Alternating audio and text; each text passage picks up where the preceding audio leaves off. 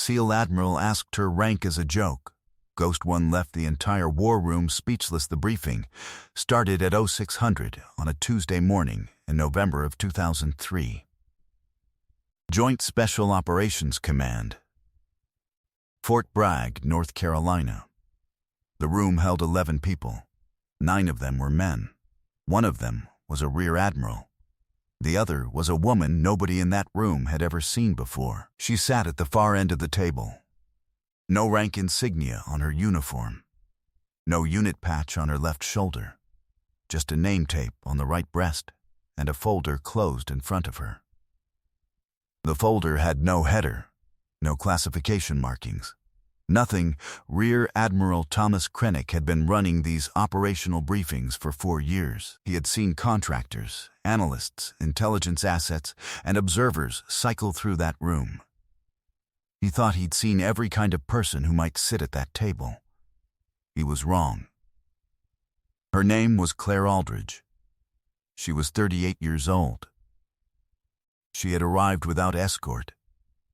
She had signed herself in at the security desk at 0548, 12 minutes early, using credentials that the desk sergeant later described as unlike anything he'd processed before. Not classified in the normal sense. Different. A designation he didn't recognize from his training. Krennic waited until the room was seated. Looked at the folder in front of her. Looked at her. No rank on the collar. No branch insignia anywhere. He asked the question the way senior officers sometimes ask questions they don't expect to have to ask. Casually, with a small smile. He told the room she seemed to have forgotten her rank tabs. Asked what she was. She opened the folder, slid one page across the table toward him. Didn't say anything yet. Krennic looked at the page. Looked at it for 6 seconds. Picked it up, read it again, set it face down on the table. He said nothing after that. What was on that page took 3 more months, 2 congressional notifications, and 1 closed-door review to become partially understood by the people in that room. Most of what was on that page has never been declassified. What is known comes from 4 sources. A retired JSOC staff officer who was present, a 2009 Senate Armed Services Committee footnote, a paragraph buried in a 2014 Inspector General report, and a former Defense Intelligence Agency analyst who agreed to speak on background in 2021. The picture they assemble is incomplete. What it shows is enough. Claire Aldridge had spent 11 years working inside an intelligence architecture that, formally speaking, did not exist. Not in the way that special access programs don't exist. More fundamental than that. The unit she worked within had no budget line, no personnel roster, and no facility footprint that any standard oversight mechanism would recognize. It operated on delegated authorities that had been layered and redelegated through 3 administrations until the paper trail required a specialist just to reconstruct. The work she did in that unit had a name. Internally, they called the designation Ghost 1. Not ghost, plural, Ghost 1. Singular, there was only ever one person who held that designation at a time. She was the 3rd person to hold it. The first had died of natural causes in 1989. The second had retired. Claire Aldridge had been designated Ghost 1 in 1997. She had been doing the job for 6 years before anyone at Fort Bragg had ever heard the title. The job, as it was later partially described, was this. She went into places where no official intelligence infrastructure existed and built assessment from nothing. Not signals intelligence. Not imagery. Not intercept. Human assessment. Built from direct observation and contact in environments where official presence was impossible. She operated alone. She built no networks. She left no assets in place. She went in, assessed, and came out. The 11 years of work before that November morning had produced 47 separate assessments, The retired SOC officer who was present in the room said in 2021 that of those 47 assessments, he was personally aware of 4 that had directly informed operational decisions at the highest level. He would not specify which 4. He said the accuracy rate on those 4 was, in his words, perfect, not high. Perfect. That was the context Krennic was reading when he held the single page from her folder. She had asked for the briefing herself, not in the conventional direction. She hadn't been summoned. She had initiated contact with JSOC through a channel that the JSOC staff officer described as one he had never seen used before and has not seen used since. She had a specific operational concern. She wanted to discuss it with the appropriate authority. She assessed Krennic as that authority. She scheduled the meeting. The briefing she gave lasted 47 minutes. The JSOC staff officer who was present says he has never heard another briefing like it in 31 years of military service. He does not say this as hyperbole. He means it technically. The structure of it was unlike anything in standard intelligence presentation. No bluff up front, no source citations, no confidence levels expressed as percentages. Just a sequential account of what she had observed in 3 separate countries across 14 months, delivered in a voice that he described as entirely without affect. No emphasis, no editorial, just the account. The 9 other people in the room sat still for all 47 minutes. She described a network operating across a specific geography that no existing intelligence product had mapped. Not because the network was new. It wasn't. It had been operating for at least 6 years. The problem was structural. The collection methods pointed at that geography were not designed to detect the kind of movement this network used. They were looking for signals. The network generated almost none. They were looking for pattern. The network moved without pattern. They were looking for infrastructure. The network had none that was fixed. She had mapped it by being inside it. Not as an infiltrator, not as an asset runner, as a presence in the environment that the network also occupied. She had spent 14 months in that geography, living as a local laborer moved between work sites. She spoke 3 of the relevant languages. She did not collect. She observed. She reconstructed the network from accumulated presence, the way a hydrologist reconstructs a river system from sediment, not by measuring the water, but by reading what the water had done to everything around it. The 47-minute briefing ended with a recommendation, specific, actionable, with a timeline attached. One of the men at the table, a colonel whose name has never surfaced in any of the partial accounts, asked her what unit she was attached to, who her chain of command ran to, and who had authorized her to be in contact with JSOC. She answered the last question first, said she had authorized it herself. Her designation carried with it a standing authority to interface with any combatant command when she assessed a threat warranting that interface. She did not require approval to initiate contact. The authority was original, not delegated down. It had been established at the point of her designation and had not been modified. The colonel asked who could verify that. She named 2 people. One was currently serving, one was retired. Both were known to everyone in the room. Not known as they were publicly known personally. One of them had a photograph on the wall outside the conference room they were sitting in. The colonel did not ask anything further. Krennic had been quiet since he read the page from the folder. He asked her one question at the end of the briefing. He asked how long she assessed the window to be, the window during which her recommendation could be acted upon before the opportunity closed. She said 6 weeks, maybe 8, based on what she'd seen in the final 2 weeks before she came in from the field, probably closer to 6. He asked her what happened after 6 weeks. She said the network completed what it was doing and dispersed. After that, it would take years to reconstruct where it went. Maybe longer. The pieces would scatter into 4 different jurisdictions, and the connections between them would stop being visible. Krennic nodded.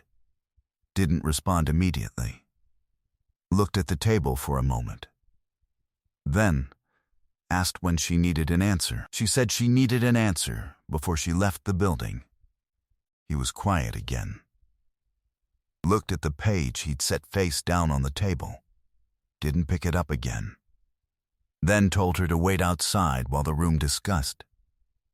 She stood, took her folder, now minus the 1 page, and walked out. The discussion that followed lasted 22 minutes. The JSOC staff officer who was present says the first 10 minutes involved almost no speech about the operational question at all. They were processing what had just happened in that room, what it was they had just been told, who it was that had told it to them. One of the men at the table asked, at some point in those first 10 minutes, a question that the retired shock officer remembers exactly. He asked, how had nobody in this building known about her before today? Nobody answered that question. The staff officer believes, looking back, that nobody in that room actually knew. That was the design. Ghost One was not something people at Shock knew about.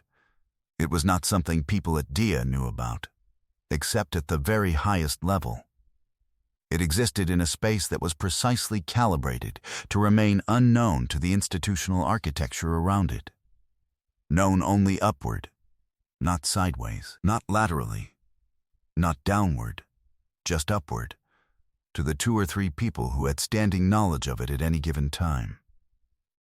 That was how she had done the job for 6 years without anyone at Fort Bragg knowing her name. She was brought back in after 22 minutes. Krennic told her the recommendation would be acted upon. He needed 48 hours to put the operational components in motion. He asked if she would be reachable. She gave him a contact method, not a phone number, not an email. A method he described to his staff later as one he'd never used before. Functional, immediate, untraceable by any system he had access to. She left the building at 0812. She had been inside for 2 hours and 24 minutes. The operation that resulted from her recommendation was completed 11 days later. It produced results. Specific, documented results that appear in the partial record that exists of this period. The details of those results are still classified. What is not classified is the characterization. The operation has been cited in the partial official record as one of the most significant intelligence exploitation events of the period. The window she described held. The network had not completed its movement. What was captured gave analysts material they worked from for the next 4 years. She was not present for the operation. She was not present for any debrief afterward. She had provided her assessment and her recommendation. The operational side was not her function. She went back to the field. The colonel who had questioned her authority that morning tried, in the weeks after the operation, to learn more about the Ghost One designation. Where it originated. What its full scope was. He requested information through 2 channels. Both requests were received, acknowledged, and returned without substantive response. The acknowledgement cited a classification level he could not access with his current authorities. He did not pursue it further. The 2009 Senate Armed Services Committee footnote that surfaced publicly is 4 lines long. It references a non-standard intelligence capability operating under original executive authority that had been active since the late 1980s. It notes that the capability was reviewed and reauthorized periodically. It notes that the review record is maintained at the appropriate classification level. It does not name any individual. It does not name any unit. It does not name any program. It is a footnote. not a section. 4 lines at the bottom of page 847 of a report that ran to 1,200 pages. The 2014 Inspector General report has a single paragraph in an appendix. The paragraph addresses the question of whether certain intelligence activities had been conducted outside proper oversight frameworks. The finding is narrow. The activities in question were conducted under authorities that existed and had been properly established. The oversight framework applicable to those authorities was different from the standard framework. The determination was that the different framework was appropriate to the nature of the activity. The paragraph is 91 words long. The retired DIA analyst who spoke in 2021 had encountered Claire Aldridge twice. Not at Fort Bragg, at 2 separate points in her field career. She had appeared briefly inside environments that DIA was also monitoring. Both times her presence was noted and flagged.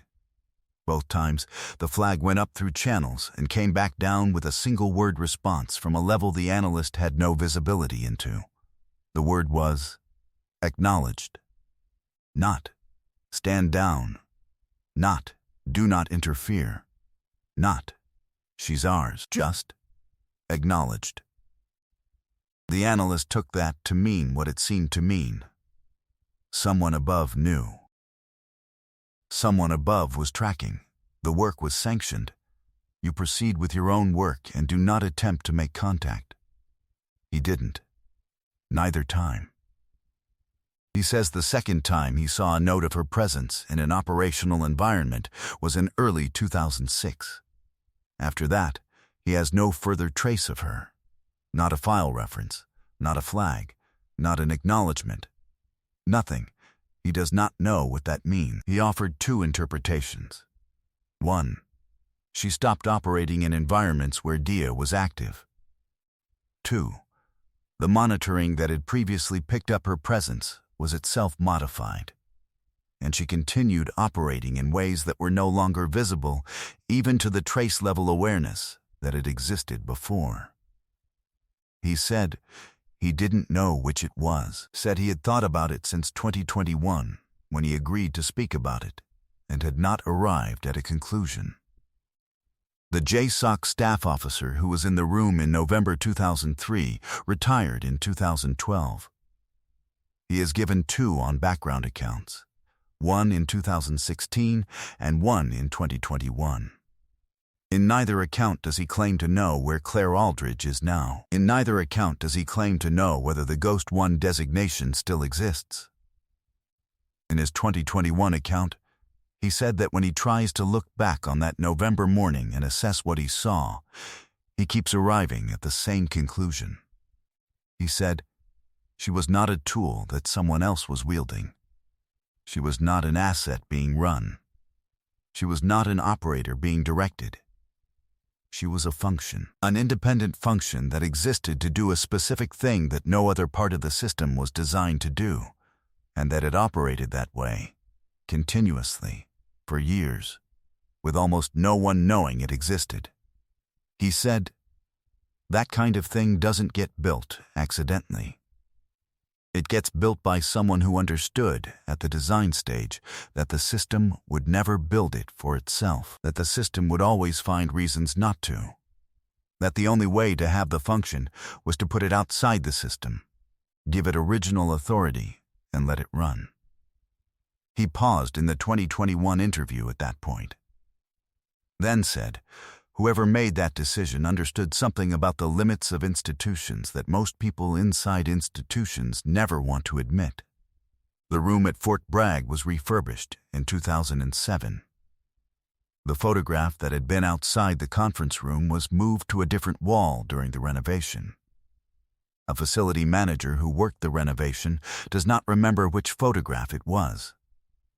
The folder she brought to the briefing is not in any record the SOC staff officer is aware of. The single page she slid across the table to Krennic, the page he read twice and set face down, he does not know what happened to it after the meeting. He does not know if Krennic kept it. He does not know if it was logged. He was not responsible for the room paperwork that morning. He never saw it again. Thomas Krennic retired from the Navy in 2008 as a vice admiral. He has given no public accounts of the November 2003 briefing. He has not confirmed or denied any detail of the partial record.